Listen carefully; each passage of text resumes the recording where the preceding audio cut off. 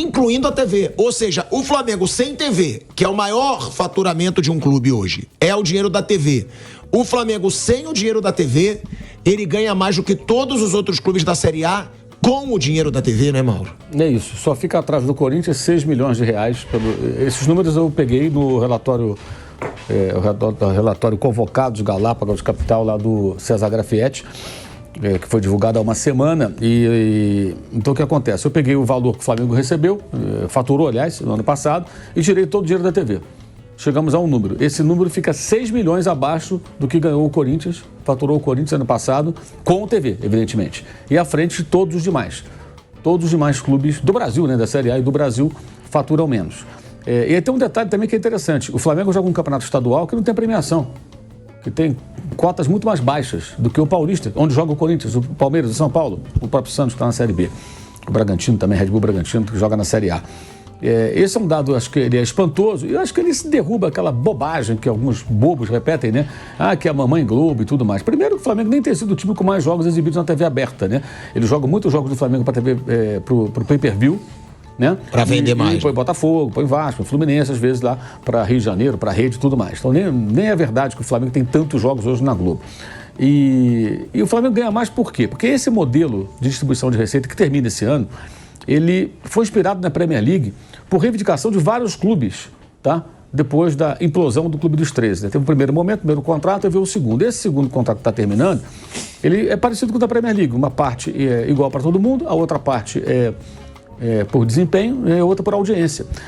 E quando eles fizeram esse acordo, eles não tiveram contato, porque os dirigentes são maus negociadores. Eles não tiveram cuidado e o Grafietti alertou isso lá atrás. Eu me lembro dele lá na ESPN, onde eu trabalhava, ele indo no programa mostrando uma projeção que ele fez, que era o seguinte: a medição do pay-per-view ela era em algumas capitais. E ela muda justamente naquele momento, quando, no caso o canal Premier, que é do Grupo Globo, consegue fazer a medição nacional.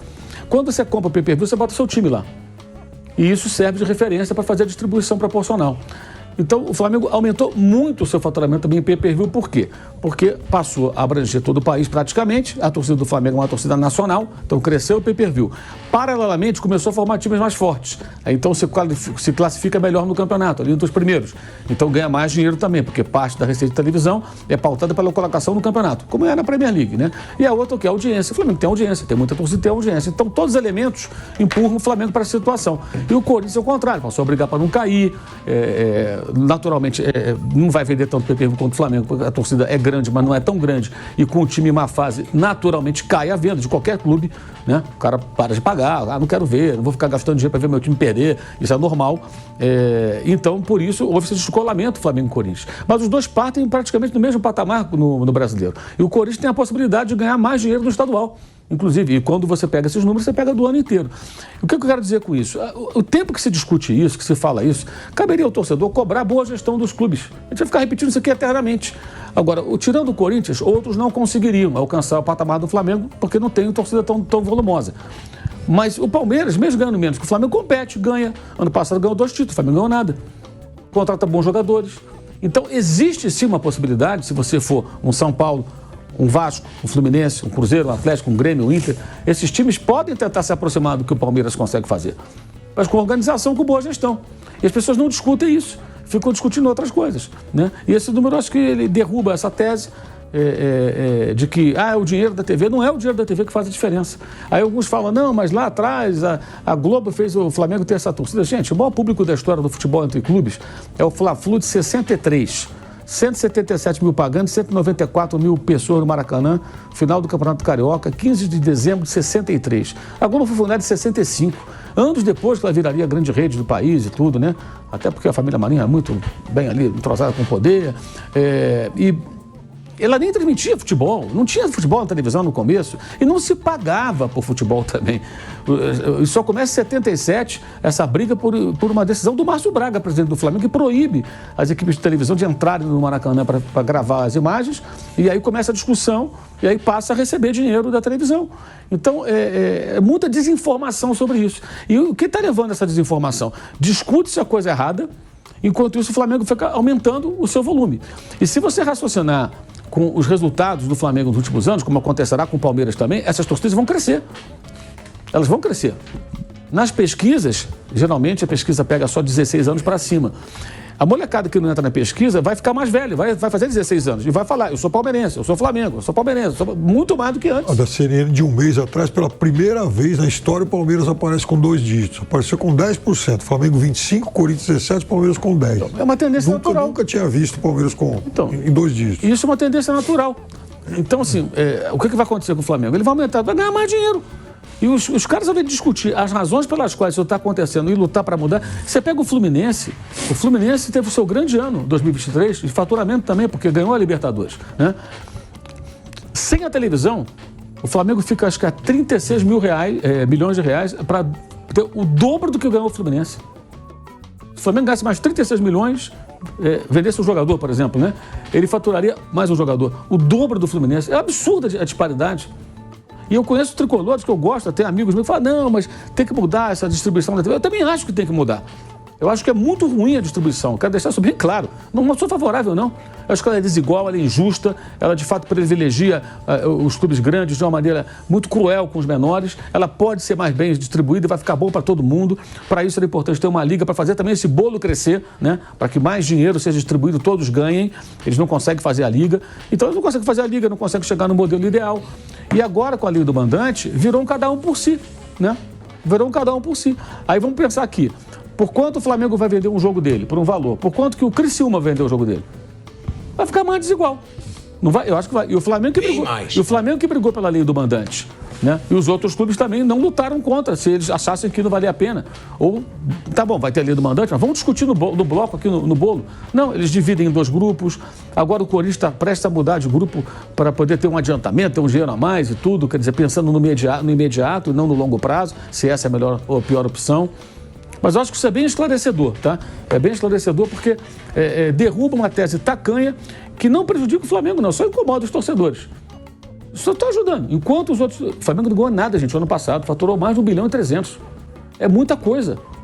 É um faturamento de time europeu, time médio da Europa. É bizarro isso aí. A moeda aqui é o real, não é o euro. Então, ou os outros clubes percebem isso, né, e se mexem no sentido de tentar se organizar, porque não adianta ficar lamentando. Como eu já vi gente falar, os clubes têm que se ligar porque está ganhando muito. Está ganhando muito porque se organizou. E, aliás, é o que a gente pode mais elogiar no Flamengo é isso, que a gestão do futebol é um desastre absoluto do ano passado para cá, trocando de técnico, uma série de bobagens. Discordo do presidente Rodolfo Landim em muitas coisas, muitas atitudes ao longo da sua gestão, mas é inegável que o Flamengo saiu de 400 e poucos milhões para 1,3 bilhão. Isso em 6 anos, 5 anos, na verdade, que esse é o último ano do mandato dele, né? É absurdo isso aí.